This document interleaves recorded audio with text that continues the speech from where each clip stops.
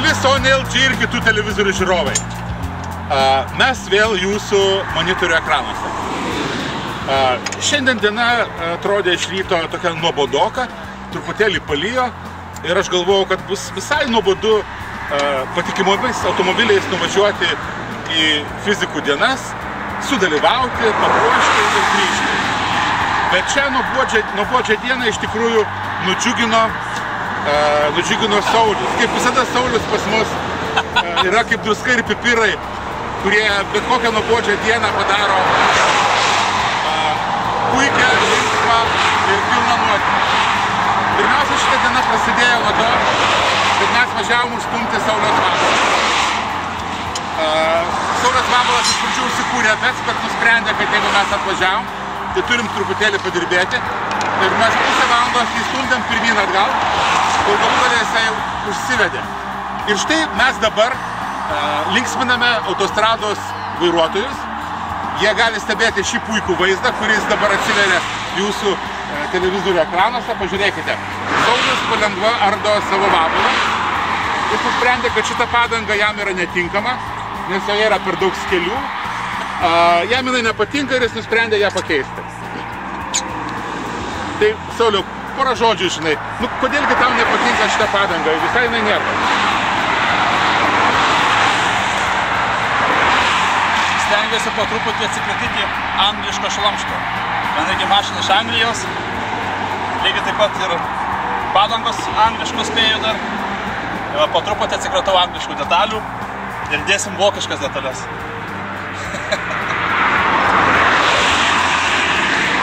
Čia buvo Vabalų klubas, reportažas iš autostrados Vilnius Kaunas.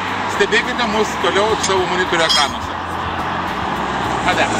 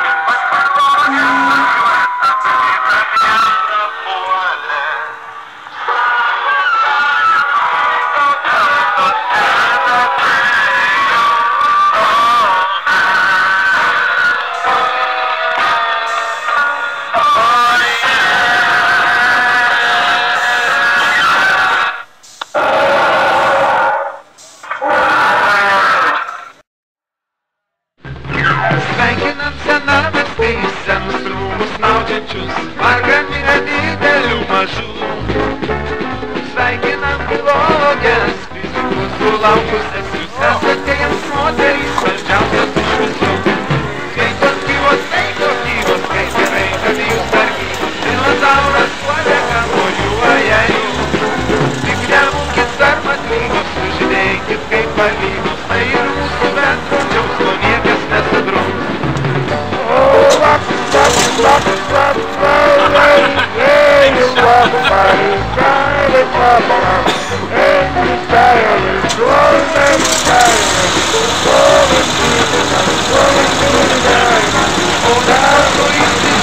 Dinozauras atvažiuoja, valgo jis negautas mergeles. Pas filologės važiuojant, apetitas jam prapuolė, sako, kad jis kitos kalbos esame instrumentas. Žmonės mūsų išsižioja, dinozauras atvažiuoja, valgo jis negautas mergeles. Pas filologės važiuojant, apetitas jam prapuolė, sako, kad jis kitos kalbos